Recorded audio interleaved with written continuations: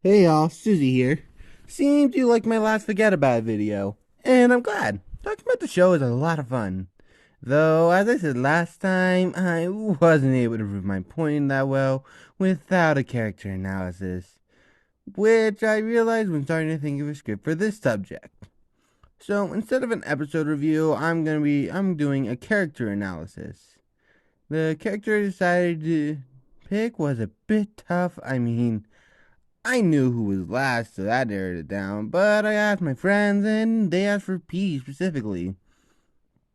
As I said last time, Petey is a self-righteous outcast of the family, but this was purposely an oversimplification to make sure the script wasn't too long, so I'll do a rundown. You see, it's kind of funny when you think about it that each family can fit a certain role of the heist well. Jimmy is the one in charge, Cookie is likely the getaway driver, she tends to stay the most calm under pressure. Cheese and Gina are the muscles that goes in with Jimmy to research the distraction, and Petey in the brains. But that makes it funnier how Petey is the only one who doesn't want to use his skills for his selfish needs. He generally wants to help the environment and society, which makes it even baffling that he is an asshole, and not just one, the biggest asshole in the entire family. That's right. That title wasn't meant to be clickbait. Petey is actually the biggest asshole in the family, possibly the whole show. Don't believe me? I wouldn't be surprised if you didn't. So, let's prove my point in my first character analysis. Before I go into full episodes that prove my point, let's bring up some actions separate from the actual episodes. In Hot Wet Amphibious Summer, it was shown that he can't get a normal high school job because when he was working at a fast food joint, he showed customers of a cow being slaughtered brutally. Oh yeah, and the customers were a family with children. So, yeah, you're going straight to hell. And in Cookie's overreaction, he cheats Gina and Teresa were house sitting for one of McCool's friends who had a dwarf alligator and 3 dogs. Meanwhile, Petey decided to feed all of those meat-eating animals tofu. I wonder if the vegan teacher would agree with this guy. Yeah, these actions seem like something the vegan teacher would do. It's probably not a good sign of the character. No offense to vegans or anything, it's just she can go a bit extreme. Anyway, yeah, this guy is clearly an asshole, and we aren't even on the episodes that focus on it yet. We're better to start off with the first episode. Hate crime legislation is for pussies. No, I am not joking, that is the actual name of the episode. The actual episode starts with Jimmy and Cookie being annoyed by the most prevalent Canadian stereotype, the kindness. But why are we talking about these two when this video is about Petey? Because his opening scene is funny. Call them provinces, but yeah, 10 provinces. What did they do with the other 40? Why are you asking me? They're freaking Their dollar's a freaking coin! And no one knows what it's worth. Sometimes 80 cents, others 90. They say sometimes their dollar's worth more than a dollar. That don't even make no sense. Sorry.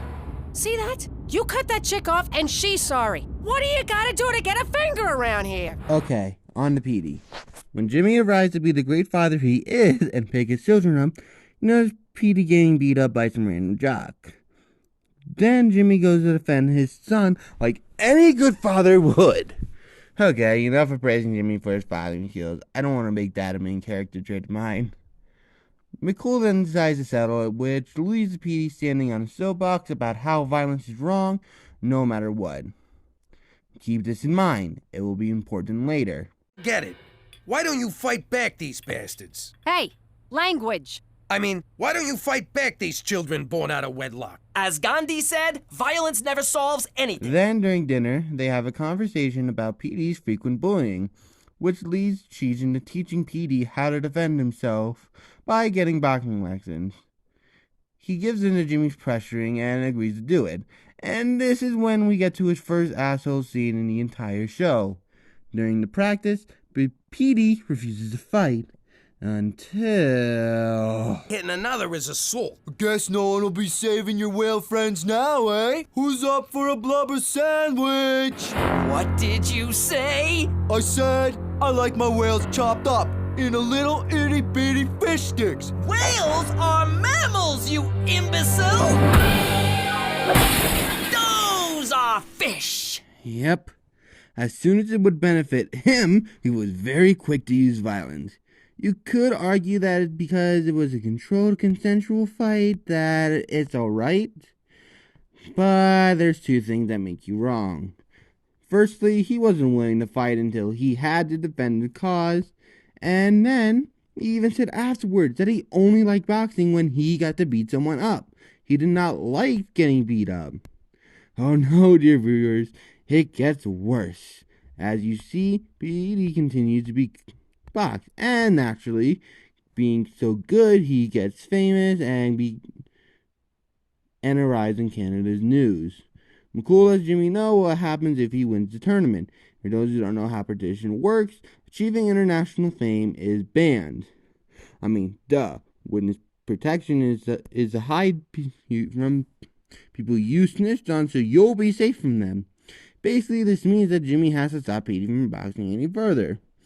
With these two, get this, him not wanting to stop boxing to keep his family safe. Yeah, apparently he thinks Jimmy is trying to stop him from being someone, not actually looking out for him. Maybe take a lesson from your dad and learn to sacrifice your pride for your own safety.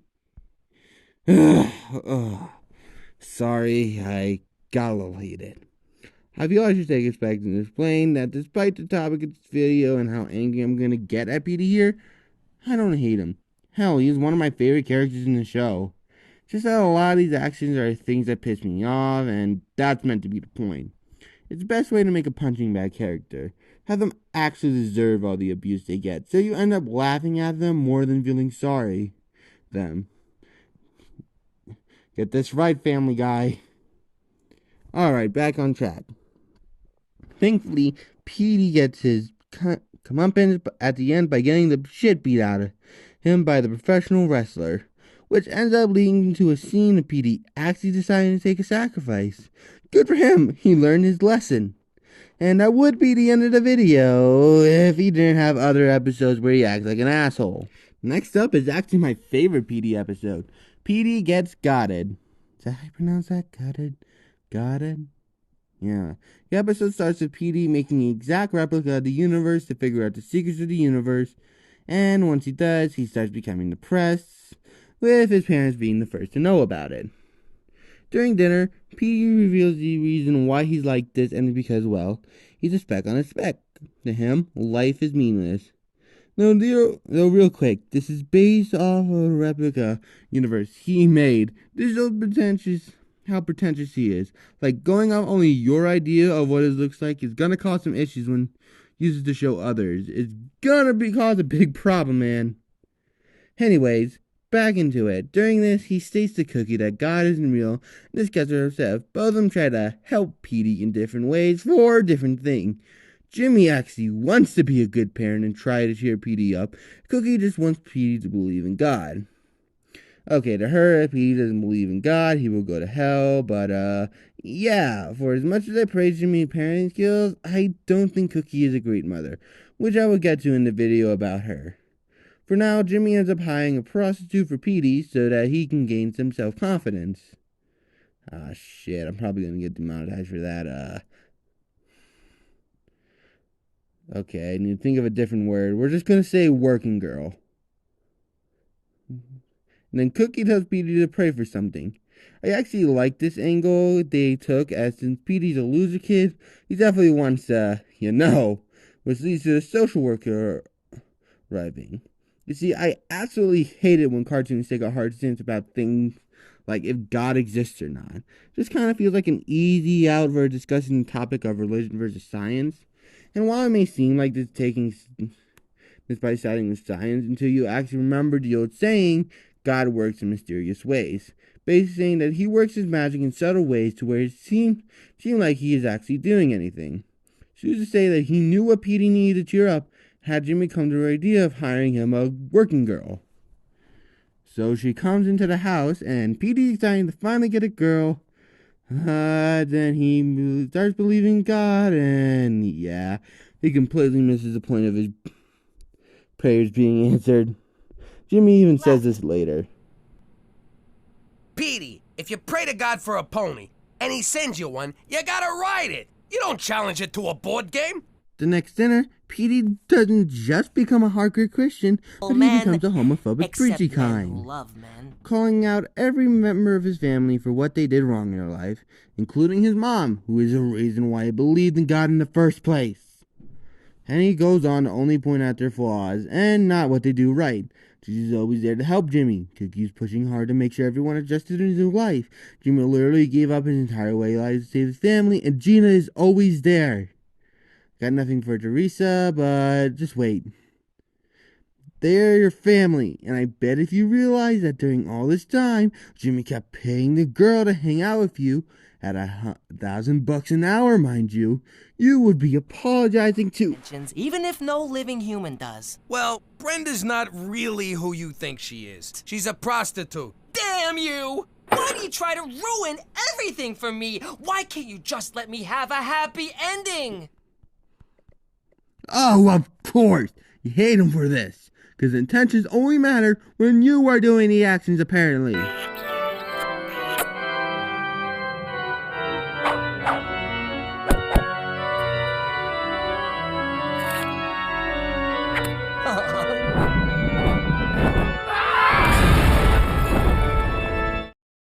Yes, what Jimmy did was a huge problem, but he just did it because he wanted Petey to gain some self-confidence and be able to take on the world, and even did the right thing about telling Petey what he did. Nope, Petey can't see that.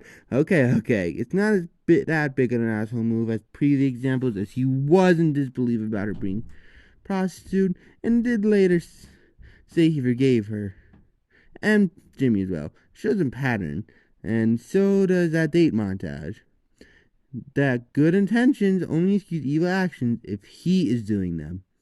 Where do I stand on this? Well, it depends what is being done and what the reason is. Does the evilness of the action outweigh the good intentions?